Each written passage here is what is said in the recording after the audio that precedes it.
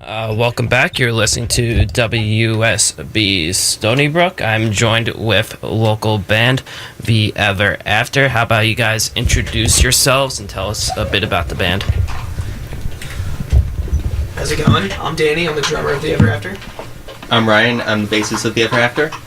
I'm Rich. I'm the guitarist of The Everafter. I'm Cora. I'm the singer. Super stoked to be here. Thanks for having us. Thanks for having us here. No problem. You guys recently popped up in the scene out of nowhere, I should say. Pretty much. But did you guys do anything musically before The Everafter? Yeah, definitely. Danny and I have actually known each other for a while and have performed in other bands before. And then Ryan and Rich have done music on their own. We've all done music in the past, but when Danny and I started coming to school with Rich and Ryan, we met each other, and we found this group that just worked. So how did you guys actually meet up, though? So me and Cora came from Long Island. Ryan came from Philly. Rich came from Poughkeepsie, and we all met up at Mercy College up in Westchester. And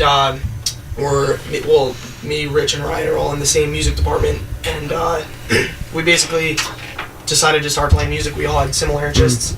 And we just gave it a shot, wrote some songs, and figured we had good chemistry together.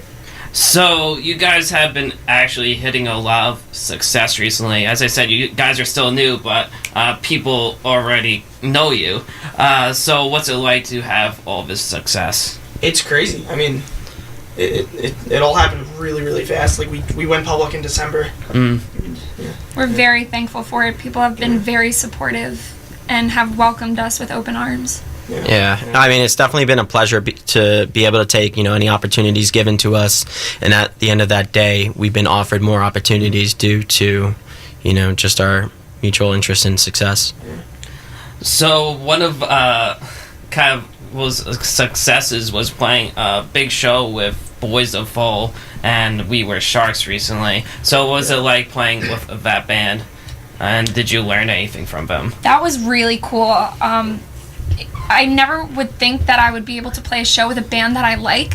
So being able to go to a show and perform and then see bands that I enjoy listening to perform and knowing the words, that was unreal.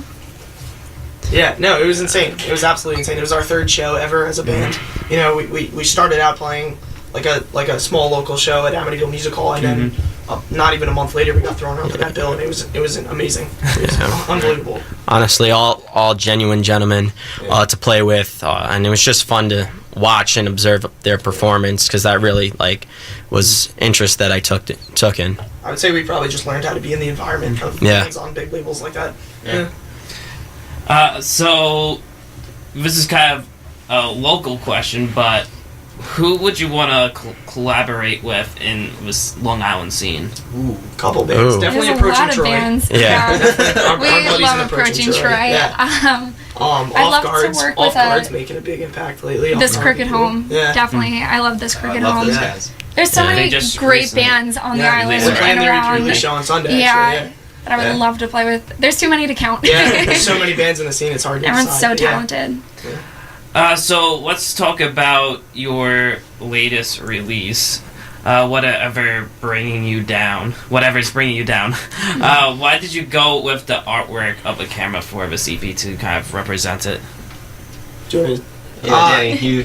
Yeah, we kind of got there in Hit a it home. way. So it took a while to decide what we wanted to do for A album long art. time. It took a while to find someone who would do it, and eventually I kind of just met this dude over in Italy called Siva Zeta, and he's just a graphic designer. I found him on like a thread, you know what I mean? He's done That's some pretty other cool. big album art. And we went through a couple ideas with him. He drew up some cool sketches that we all liked, but we weren't really sold on. And then one day he was just like, I have this really cool idea. I don't know if it's fitting with what you guys want or whatever, and he drew up a Polaroid. And we were like, in a weird way, it makes sense with what we're going for. So we just Kind of captured moments on the wall that, Yeah. So you guys worked on this release when you first became a band. Yeah. It took 8 months or something. Yep. So how Yeah. long did it take for you guys to figure out what you were going sound-wise?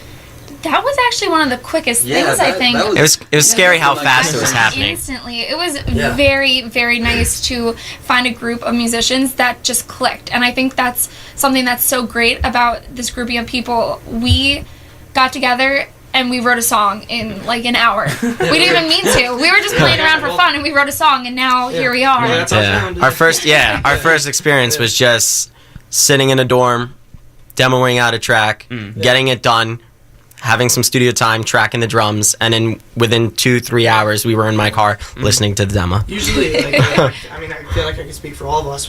Usually when you get together with a new group of musicians, it's like, it takes a little while. Let's figure out each other's style. We wrote one demo and probably less than an hour. And we were like, Was just Very, for very some- cool. That's us. Yeah. So how much demoing did you guys do after that?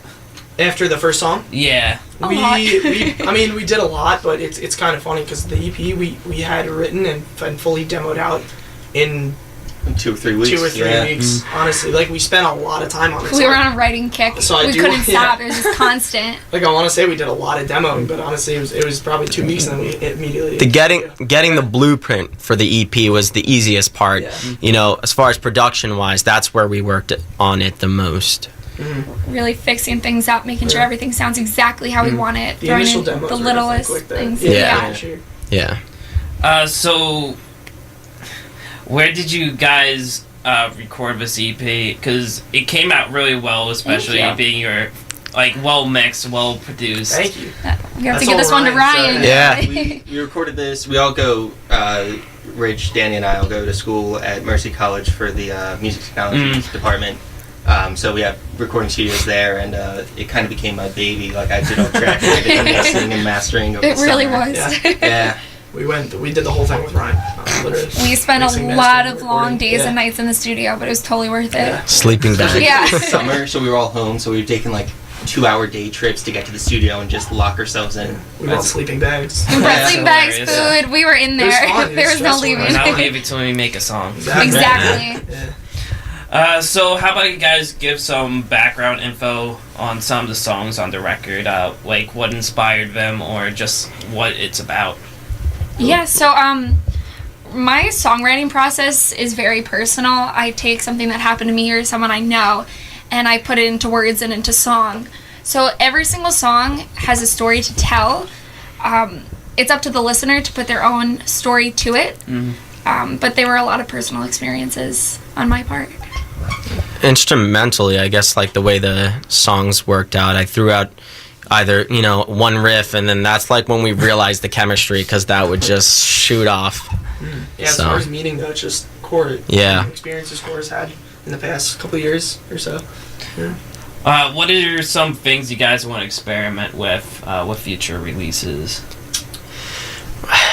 It's hard to say, because like right now, like the EP is it's our baby, it's our first CD, but that was kind of, we found our sound, now let's mature it. Let's improve on it. I think, generally, I can't really say anything specifically because we just put out the EP and like it's hard to even think about future experimentation right now. But maybe just maturing songs more, putting more time into production, and maybe different vocal techniques. You can go and do a lot, but yeah.